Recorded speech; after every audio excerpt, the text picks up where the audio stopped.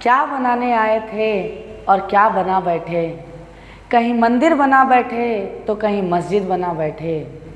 अरे हमसे तो अच्छी जात है उन परिंदों की, जो कभी मंदिर पर जा बैठे तो कभी मस्जिद पर जा बैठे।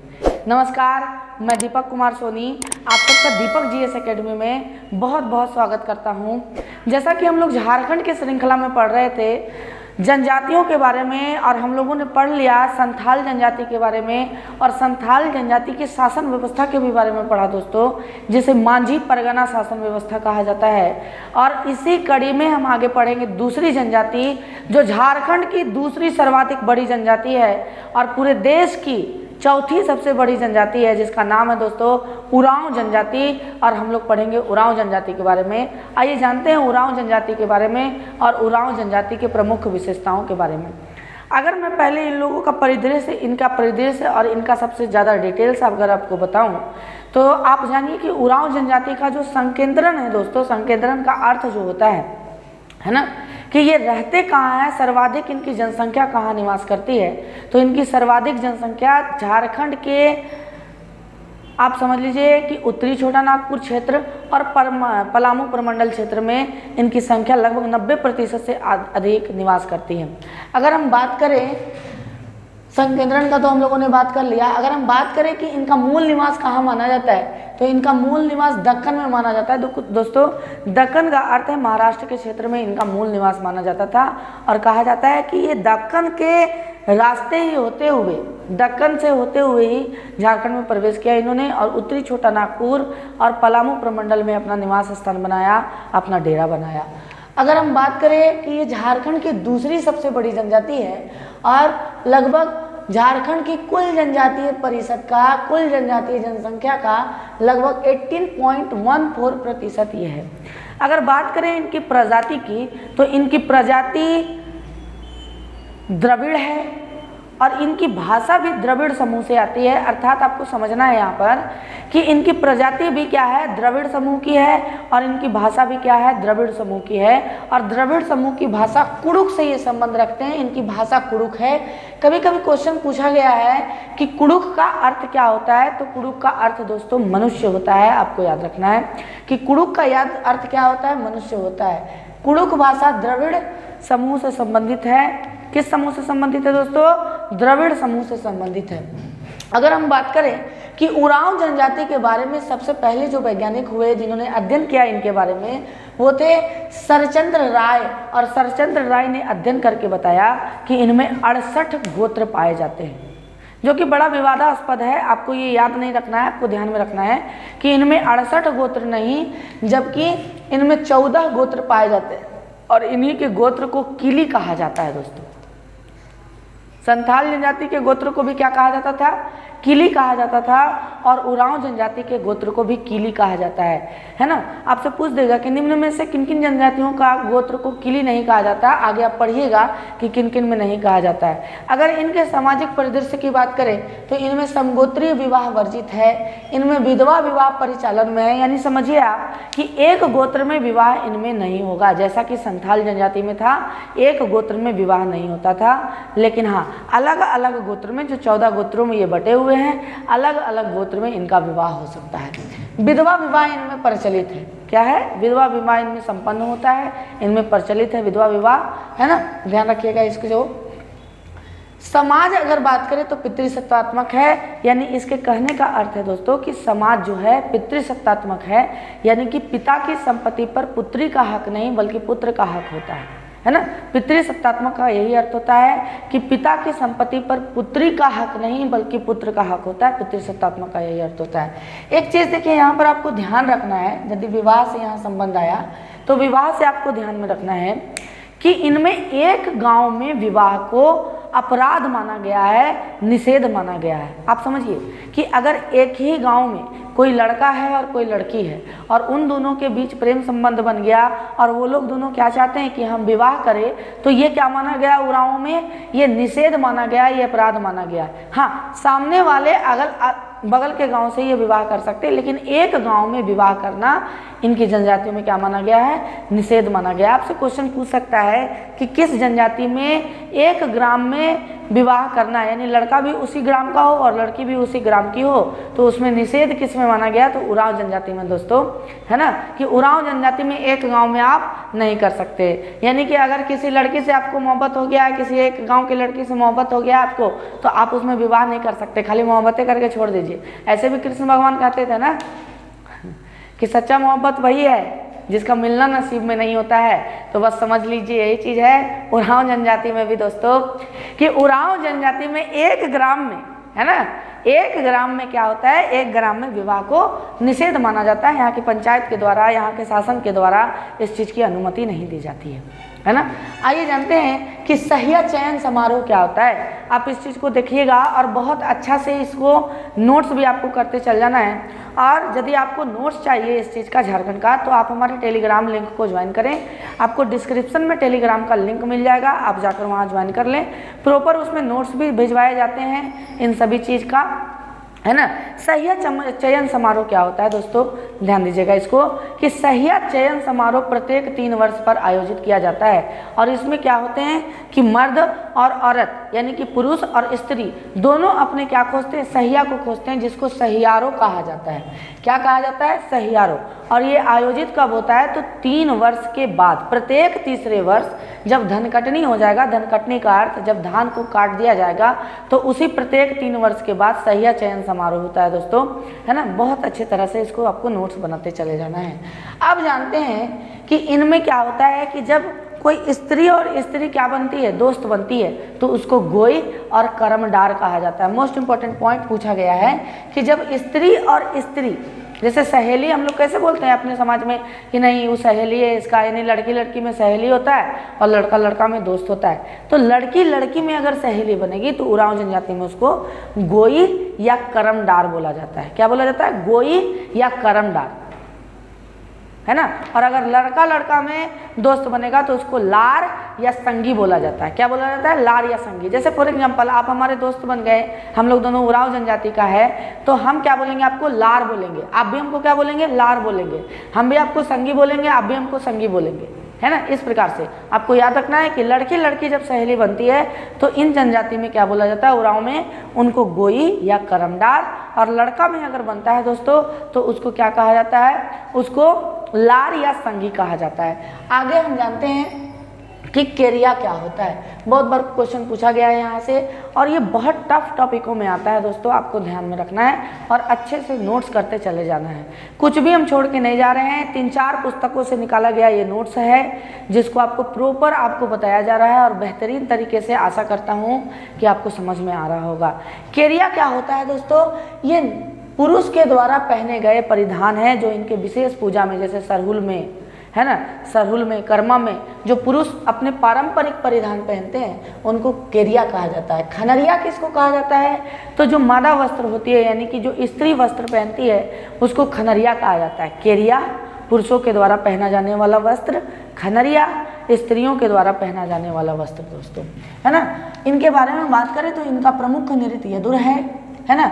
अब थोड़ा सा यहाँ पर ध्यान देते हैं कि इनमें शिकार की प्रथा काफ़ी ज़्यादा प्रचलित है और ये एक साल में अनेक नामों से शिकार करते हैं, जैसे कि आप देख सकते हैं। और ये क्वेश्चन भी पूछा है, जेपीएससी में आया हुआ क्वेश्चन है ये, कि बिसु सेंद्रा क्या होता है। तो बैसाख माह में इस शिकार को जब किया जाता है तो इसको बिसु सेंद्रा कहा जाता है। फागुन माह में जब इस शिकार को किया जाता है तो इसको फागु सेंद्रा कहा जाता है। वर्षा के प्रारंभ होने के समय जब शिकार किया जाता है तो इसको जेठ शिकार कहा जाता है दोस्तों। यहाँ पर आप ध्यान दीजिएगा कि ये तो हो गया नियमित तौर पर कि वर्षा प्रारंभ होगा तो जेठ शिकार, फागुन आएगा तो फागु सेंद्रा, बैसाख आएगा तो बिसु सेंद्रा। लेकिन कभी इनके बीच में अगर इनको मन कर गया शिकार करने का, तो इनके बीच में अगर इनको मन किया शिकार करने का, तो आपको यहाँ पर ध्यान रखना है कि अगर इन तीनों के अलावा अगर ये शिकार करते हैं तो इनको बोला जाता है दौराहा सेंद्रा, यानी कि दौराहा शिकार के नाम से जाना जाता है। आपसे पूछेगा बिशु सेंद्रा, फागु सेंद्रा और दौराहा सेंद्रा किस में प्रसिद्ध है, जेठ शिकार किस में प्रसिद्ध है, तो उरांव जनजाति में प्रसिद्ध है। अब देखिए यहाँ पर एक आया है प्रथा, पसरी प्रथा और शौकिया प्रथा। आप समझिए कि पसरी प्रथा और शौकिया प्रथा उरांवों में प्रसिद्ध है। क्या है ये पसरी प्रथा, क्या है ये शौकिया प्रथा, बहुत अच्छे तरह से ध्यान में रखना है। आदिवासियों के बारे में हम पढ़ रहे हैं, जानकर बहुत आश्चर्य भी होगा और जानकर बहुत खुशी भी महसूस होगा कि आज जहां आधुनिकता फलीभूत हो रही है दोस्तों, वहां पर आज भी इस प्रकार की प्रथा है। आज भी प्राचीन भारत की चीज़ें आज भी जिंदा है इन आदिवासियों के रूप में, है ना, बहुत बेहतरीन तरीके से। आइए जानते हैं पसरी प्रथा और शौकिया प्रथा के बारे में दोस्तों, है ना। ध्यान में रखिएगा इस चीज़ को कि पसरी प्रथा क्या होती है ना। पसरी प्रथा देखिए, जब हल बैल का बात आता है ना, जब धान को रोपने के लिए या गेहूं को रोपने के लिए जब जुताई का बात आता है, समझिएगा पसरी प्रथा को समझा रहे हैं, आप इस चीज़ को लिखते भी चलिएगा, है ना, कि जब जुताई का बात आता है तो आप जानते ही हैं कि खेत को जोतना एक आदमी का काम नहीं है। या तो कोई कोई ऐसे गरीब व्यक्ति भी होते हैं जिनके पास थोड़ा मोड़ा ज़मीन तो है, लेकिन उनके पास ना जोतने के लिए हल है ना जोतने के लिए बैल है। और जब हल और बैल नहीं है तो ये क्या करते हैं, इनमें बहुत अच्छी प्रथा पाई जाती है पसरी। ये क्या करते हैं कि किसी दूसरे के यहाँ से हल बैल मांग लेते हैं और पूरा गांव इनके साथ क्या होता है, इनका एक तरह से कह दीजिए कि श्रम विनिमय होता है। यहाँ पर पूरा गांव क्या करेगा, उनके खेत को जोतेगा, यानी हल बैल भी देगा जिसके जिसके घर में होगा, और पूरा गांव जाके इनके क्या करेगा, हेल्प करेगा, यानी कि श्रम विनिमय करेगा और एक तरह से पूरा खेत जोत दिया जाएगा, है ना।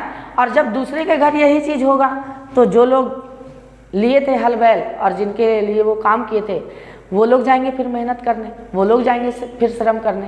यानी कि समझिए, एक तरह से आप समझ लीजिए, यहाँ पर थोड़ा सा ध्यान में रखिएगा। पसरी प्रथा को पूछा जाता है ये क्वेश्चन कि एक व्यक्ति है और दूसरा व्यक्ति है, इस व्यक्ति को आवश्यकता है हल और बैल की और आदमियों की आवश्यकता है इसके खेत को जोतने के लिए। तो ये व्यक्ति क्या करेगा, इसके पास जाएगा, बोलेगा भाई हमको क्या चाहिए, हमको जो चाहिए वो आपका सहायता चाहिए और आपका हल बैल चाहिए। ये बोलेगा हाँ ले लीजिए, कोई दिक्कत नहीं है, ये इसको दे देगा और इसके साथ ही ये काम पर चला जाएगा और हल बैल से जोत देगा। लेकिन जब इसका काम पड़ेगा तो फिर इसको ही बुलाएगा, ये भी आएगा और श्रम का विनिमय करेगा। समझ में आ रहा होगा, मैं आशा करता हूँ, है ना। दूसरी प्रथा यहाँ पर है शौकिया प्रथा। क्या है शौकिया प्रथा, कि एक तरह से आप समझ लीजिए कि ये प्रथा एक प्रकार से नौकर जिस प्रकार से आदमी रखता है, दास जिस प्रकार से आदमी रखता है, ठीक उसी प्रकार से है। यहाँ पर कहा जाता है कि भोजन पानी के बदले, यानी खान पान के बदले, है ना, व्यक्ति को धांगर की तरह खटाना, यानी कि नौकर की तरह खटाना ही क्या कहलाता है, शौकिया प्रथा कहलाता है। ये भी उरांवों में प्रचलित है। थोड़ा सा बुरा है, लेकिन फिर भी आप जानिए कि दास दासियों को एक तरह से आप दासी प्रथा समझ लीजिए इसको, कि खाना पानी दे रहा है और उसको धांगर की तरह एकदम लाजवाब तरीके से खटा रहा है, कोई भी दिक्कत नहीं है वहाँ पर, है ना। तो यही है पसरी प्रथा और शौकिया प्रथा। इनका पेय पदार्थ हड़िया है। कल ही मैंने चर्चा किया था, हड़िया को चावल को गलाकर और उससे बनाया जाता है। देखिए दोस्तों, मोस्ट इंपॉर्टेंट पॉइंट यहाँ पर है ना, कि इनमें बंदर का मांस खाना प्रतिबंधित है। ये किसी का भी मांस खा सकते हैं, लेकिन बंदर का मांस खाना इनमें प्रतिबंधित है। ये बंदर के मांस को टच भी नहीं करेंगे, या बंदर की हत्या करना इनमें प्रतिबंधित है ना। बहुत इंपॉर्टेंट पॉइंट है, ठीक है। अब आइए इनके धार्मिक प्रधानों के बारे में जाने, या धार्मिक देवताओं के बारे में जाने। तो इसके सबसे प्रमुख धार्मिक देवता है धर्मेश। जो धर्मेश वही है बाबू, है ना, कि सिंहबोगा जो है, सिंहबोगा को ही धर्मेश बोला जाता है, यानी अर्थात सूर्य को ही धर्मेश बोला जाता है। इनमें मरांग गुरु पहाड़ के देवता होते हैं, ठाकुर देव ग्राम देवता होते हैं, डिहवार बाबा सीमांत देवता होते हैं, यानी गांव की सीमा पर ये होते हैं, और पूर्वजात्मा यानी कुल देवता को पूर्वजात्मा कहा जाता है। आप अच्छा से याद रखिएगा, देखिए पूर्वजात्मा कुल देवता, डिहवार सीमांत देवता, ठाकुर देव ग्राम देवता, मरांग गुरु पहाड़ देवता, धर्मेश सूर्य देवता। और इनमें सबसे प्रमुख कौन है, सूर्य देवता है। मैंने आपको बताया कि इन 32 जनजाति में प्राकृतिक के पुजारी आपको ज़्यादा मिलेंगे और मैक्सिमम लोगों का सूर्य ही प्रमुख देवता होंगे, भले अलग अलग नाम हो जाए, है ना। आपको बेहतर तरीके से इसका नोट्स बनाते चलना है। आइए जानते हैं, इनमें एक पूजा किया जाता है भेलवा पूजा। भेलवा पूजा कब होता है दोस्तों, तो रोपनी के समय होता है कि हमारा फसल अच्छे से हो जाए, तो इसके लिए भेलवा पूजा किया जाता है। उरांव जनजाति में ये प्रसिद्ध है। है ना। दूसरा है गौरिया पूजा, ये ग्राम कल्याण के लिए किया जाता है कि गांव हमारा खुशहाल रहे, इसके लिए गौरिया पूजा किया जाता है। बात करें धार्मिक प्रधान का इनका, तो इनका धार्मिक प्रधान पहान है, पहान ही इनका धार्मिक प्रधान होता है। मुंडाओं में बताएंगे तो उनका धार्मिक प्रधान कौन होगा, पहान होगा। आप कमेंट बॉक्स में ये बताइएगा कि संथालों के धार्मिक प्रधान कौन है। फिर से सुने, संथालों के धार्मिक प्रधान कौन है, आप कमेंट बॉक्स में बताइएगा। आपने नोट्स भी बनाया होगा ढंग से, मैं आशा करता हूँ, है ना। और अगर नहीं बनाया तो हमारे डिस्क्रिप्शन में लिंक दिया हुआ है टेलीग्राम का, आप जाकर वहाँ से नोट्स पा सकते हैं, है ना, बहुत अच्छा से। पूजा स्थल का अगर बात करें तो इनके पूजा स्थल को सरना कहते हैं, सरना स्थल को पूजा कहते हैं, पूजा स्थल कहते हैं। बात करें शासन, अब देखिए कुछ वर्ड्स है, उन वर्ड्स को हम यहाँ पर आपको जानकारी देना चाहते हैं। बात करें शासन व्यवस्था का, शासन क्या है, शासन व्यवस्था नहीं, शासन किस चीज़ को कहा जाता है, तो जिस स्थान पर इनके पूर्वजों की आत्मा निवास करती है। यानी कि हम लोग कैसे जाते हैं पिंडदान करने, गया में पिंडदान करने जाते हैं, बनारस में हम लोग जिस प्रकार से जाते हैं दोस्तों, उसी प्रकार से जहाँ पर इनके कुल पूर्वजों की आत्मा निवास करती है, जो बहुत पहले मरे थे, है ना, उन सभी पूर्वजों की आत्मा निवास करती है, उसी को शासन कहते हैं, है ना। बहुत अच्छा से आपको याद रखना है इसको। हड़बोड़ा संस्कार क्या होता है, क्या होता है ये हड़बोड़ा संस्कार? इसमें क्या होता है दोस्तों कि एक गांव में अपने गोत्र के जितने भी लोग मरे होंगे या जितने भी लोग मृत्यु को प्राप्त किए होंगे, उनकी आत्मा की शांति के लिए ये हड़बोड़ा संस्कार किया जाता है। और हड़बोड़ा संस्कार करने के बाद गोत्र खुंदी का संस्कार होता है। क्या होता है, दोनों एक दूसरे से रिलेटेड है, आप समझिएगा, है ना। कि जिस प्रकार से हम लोग श्राद्ध कार्यक्रम करते हैं ना हर साल पितृपक्ष में, उसी प्रकार से दोस्तों इनमें हड़बोड़ा संस्कार होता है कि एक साल के अंदर जितने भी पूर्वज इनकी मृत्यु को प्राप्त किए अपने ही गोत्र के, उनकी आत्मा की शांति के लिए पूजा किया जाता है और उनकी अस्थियों को नदी में क्या करवाया जाता है, नदी में विसर्जित किया जाता है, जिसे गोत्र खुंदी कहते हैं। बहुत अच्छा से ध्यान रखना है, कंफ्यूजन नहीं होना है कि हड़बोड़ा का अर्थ है कि वह संस्कार जिसके लिए इनकी पूर्वजों की आत्मा को शांति मिलेगी, और गोत्र खुंदी का मतलब जब अस्थियों को नदियों में विसर्जित किया जाता है तो उसको गोत्र खुंदी कहते हैं। कोहा बिंजा क्या होता है ना, कोहा बिंजा का अर्थ होता है दोस्तों कि इनमें क्या होती है, इनके पूर्वजों की आत्मा एक साथ मिल जाती है। यानी कि जो पहले भी मरे थे वो भी, और जो अब भी मरे हैं वो भी, है ना, जो इस साल मरे हैं वो भी, इनकी पूर्वजों की आत्मा एक साथ मिल जाती है, जिसको कोहा बिंजा कहते हैं। एक शब्द आता है यहाँ माटी का, आपको सुन के लग रहा हो कह रहे ये तो मटिया है, मिट्टी का बात कर रहा है, क्या बता रहा है ये आदमी, मिट्टी उट्टी बतैले है पूरा गर्दा करके, है ना। लेकिन यहाँ पर समझिए, ये वर्ड को लिखने का कारण यही था कि इतना डीप का वर्ड है और इतना अजीब वर्ड है कि अगर आपको आएगा तो आप गलती किए बिना रह नहीं पाएंगे, है ना।